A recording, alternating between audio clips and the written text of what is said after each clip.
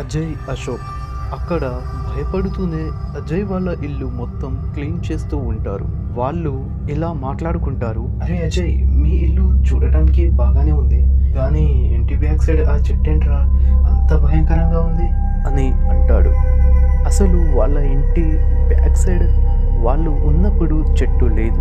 చాలా సంవత్సరాలు అయ్యింది కాబట్టి ఆ చెట్టు పెరగడం, భయంకరంగా ఉండటం జరిగింది. కానీ అది పట్టించుకోకుండా దాని గురించి వదిలి మనం తినడానికి డిన్నర్ తయారు చేద్దాంరా అని చెప్పి డిన్నర్కి ప్రిపేర్ అవుతారు. అలా వాళ్ళు అంతా సెట్ చేసుకొని తిన్న తర్వాత ఇంట్లో వాళ్ళు పడుకుంటారు. కొన్ని సౌండ్స్ అయితే వాళ్లకు చాలా భయంకరంగా డిస్టర్బెన్స్గా ఉంటుంది. అది ఎలాగంటే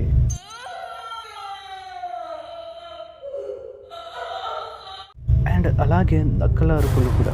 అజయ్తో, రే ఏంట్రా బయట ఎవరో మాట్లాడుకుంటున్నారనుకుంటా అని అనగానే, ఇలాగే ఎవరైనా వీడియోలు తీయడానికి వచ్చారేమో, నువ్వు వెళ్ళి వీడియో తీ వాళ్ళతో పాటు అని అంటూ సైడ్కి తిరిగి పడుకుండిపోతాడు.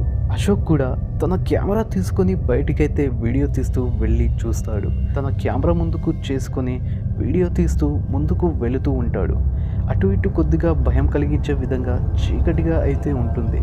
లైట్ తీసుకొని చీకటిగా ఉండే ప్లేస్ మీద టార్చ్ లైట్ అనేది కొట్టి చూస్తాడు, కానీ అక్కడ ఏమీ ఉండదు. కానీ తన వెనక నుంచి ఎవరు నువ్వు అని పెద్ద గొంతు అయితే వస్తుంది. అది విన్న అశోక్కి కొంత భయం వేసినా కూడా మనిషే అనుకుని తిరగకుండానే, ఏమీ లేదండి, మాటలు వినిపించింది కాబట్టి బయటికి వచ్చి చూశాను అని మెల్లగా తిరిగి చూస్తాడు. కానీ వెనుకల ఎవరూ ఉండరు. అది గమనించిన అశోక్కి ఒక్కసారిగా ఒళ్ళు మొత్తం వణుకు పుడుతుంది. తను ఆ సౌండ్ ఎక్కడి నుంచి వచ్చింది అని అనుకుంటూ భయపడుతూ ఉంటాడు.